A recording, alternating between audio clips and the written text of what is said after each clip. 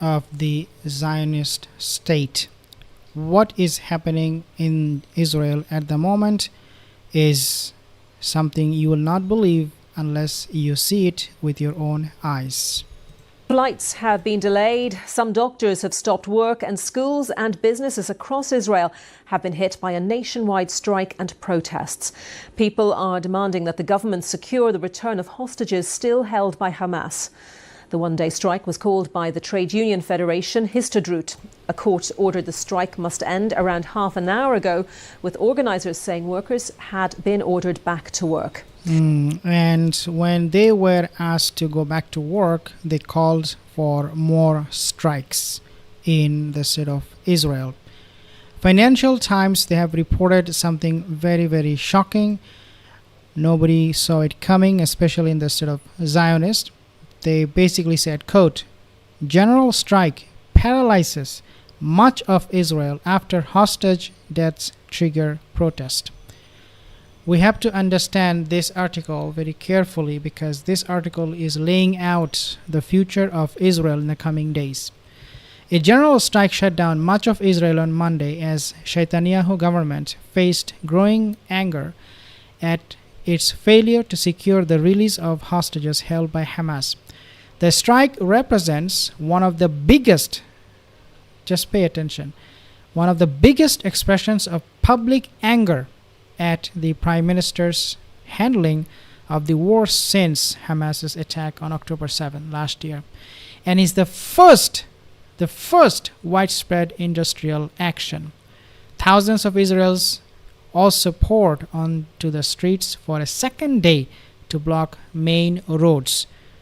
One thing from this article is very, very clear, which is that the court order that said, the labor court order that said these workers must stop protesting and must stop their strike is now continuing into the second day. The court order, the labor court order, is not fixing the country, and this labor court order came with the verdict that these strikes are politically motivated.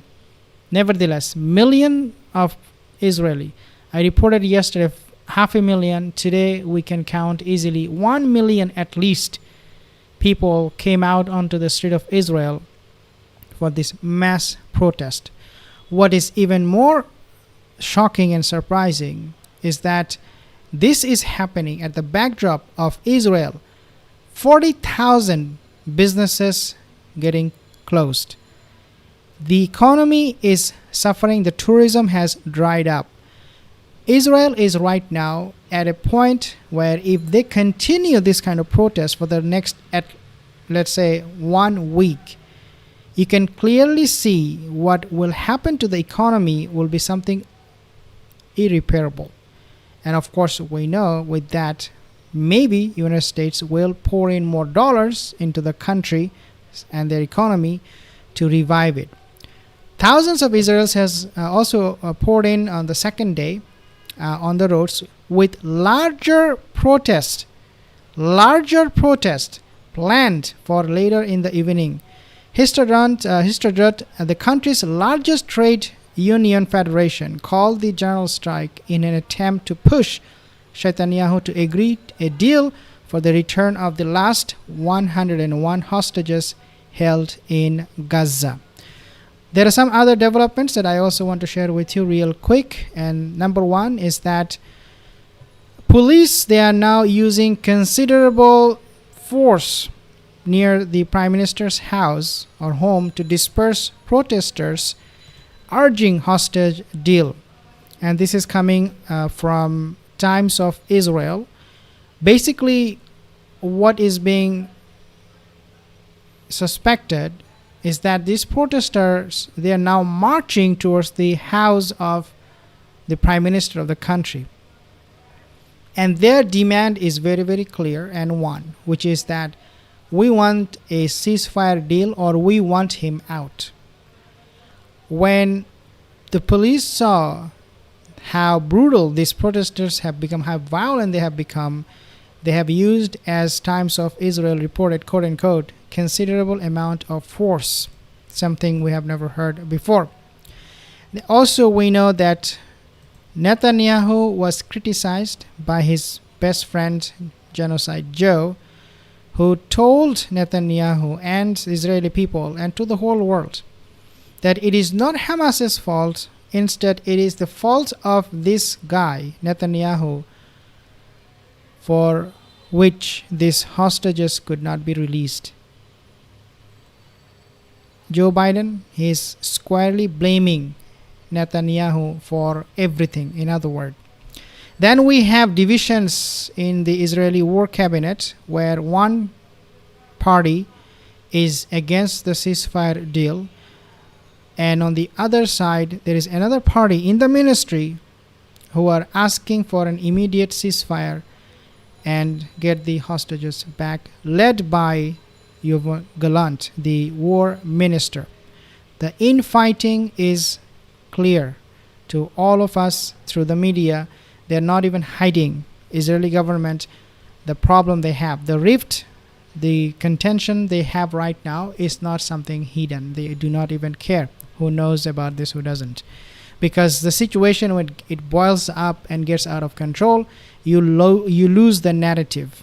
You lose the narrative, and they have lost it. Now, departures from Ben Gurion International Airport were halted. The airport is coming to a standstill as a result, while universities, shopping malls, and many offices were shut, and government ministries were closed. Schools only opened for a handful of hours in the morning. This is happening in Israel. The industrial action had largely ended by late afternoon after the government petitioned the court to issue an injunction ordering the strike to end, deeming it political. The disruption also proved uneven across the country, a sign of the divided opinion regarding the Netanyahu government. Jerusalem and other municipalities deemed supportive of the government remained open for business, while others, notably Tel Aviv, shut down. So Tel Aviv is really the capital. Public transportation also continued running despite strong labor union pressure. Monday's protest followed a night of mass demonstrations in Tel Aviv and other cities, the largest since the start of the Gaza war. They're tasting their own medicine.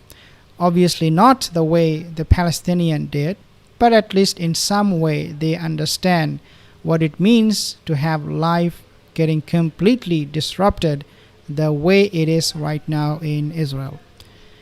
Thank you so much for joining. If you're not subscribed, consider subscribing for more updates.